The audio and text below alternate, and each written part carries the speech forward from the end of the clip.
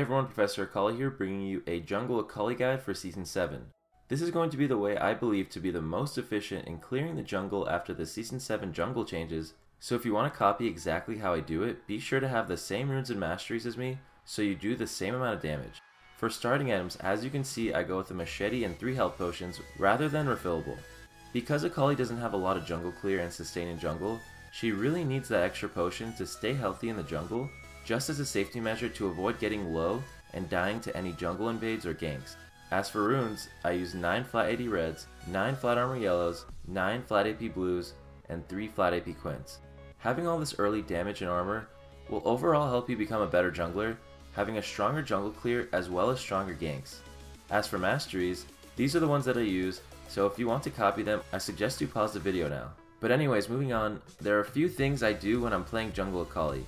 I always start blue buff for a few reasons, mainly because if you start at red buff, you can't do golems without having to waste a lot of time running from red to golems, and then from golems to wolves.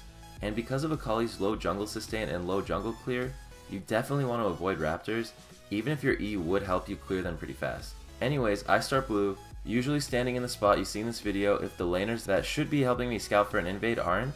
Obviously if they are helping you scout, then you can just pick a different spot. On to clearing the jungle. I start by queuing blue buff and then waiting until it hits me once to auto attack, taking advantage of the heal from my passive and lifesteal from my machete. Afterwards I run back, waiting for my auto attack to be available again before turning to attack blue again. This is a high level jungle kiting mechanic that even melee champions can do, and what it does is it'll reduce the amount of damage you take from jungle, because if you're not doing any damage to the jungle monster, it's not doing any damage to you. This method works against all melee jungle camps. After finishing blue buff, I move on to wolves, going for the small wolf first because Akali's E cooldown is lowered a ton if you kill something with her E. So I work down the first small wolf, immediately queuing the other one just so the Q cooldown isn't wasted. Once the first wolf can be killed with my E, I cast my E, get the cooldown lowered, weaken the second small wolf and do the same thing, and at this point all I have to do is kill the large wolf.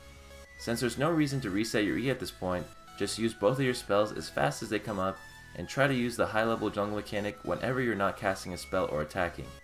After wolves we move on to red buff, and moving on to red buff, because Akali is vulnerable to invades by the enemy jungler, you always want to ward the brush you see me ward in the video, and check the other brush right next to the red buff before starting to kill the buff itself. You don't want red buff to weaken you before finding that the enemy jungler is waiting to collect a free kill onto you, so ward and check the brushes before starting the buff. Use the high level jungle mechanic whenever you're not casting spells to take less auto attacks from red buff, slay the red buff, and you should be level 3. I like to max my Q first, but if you want to max E that's fine. Anyways, onto golems. Start by lowering the small golem so you can once again lower your E cooldown by executing the small golem with your E.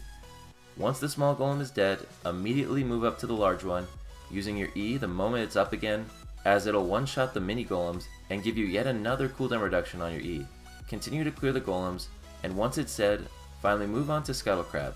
Make sure you don't just right click and have your character follow the crab, always be attacking and running with it so you don't have to waste time chasing it. Once the crab is dead, you'll be level 4, and you can look for any available ganks. Akali is a pretty mediocre ganker until level 6, but she can still definitely gank with her burst and the fact that she has her Shroud Blink to help her stick onto the enemy, not to mention you'll still have red buff since you started at blue. If you can find a gank, that's great. If not, recall and buy your first jungle item. I like having the red smite a lot because of how strong the burn is, and because it helps you 1v1 early game junglers like Lee Sin and Elise, but blue smite is still definitely a viable alternative, as there really isn't a perfect jungle item, it's just preference. The last thing I wanted to mention is definitely turn your jungle item into the Runic Echo upgrade, not Cinderhulk. If you guys want to learn how to gank, I will leave a link in the description on how to gank, as there's definitely some good knowledge in that video that any player can use to become a better player. Anyways guys, that's going to be it for this video. If you enjoyed, please leave a like on the video as it would really help me out a lot, and thank you for watching.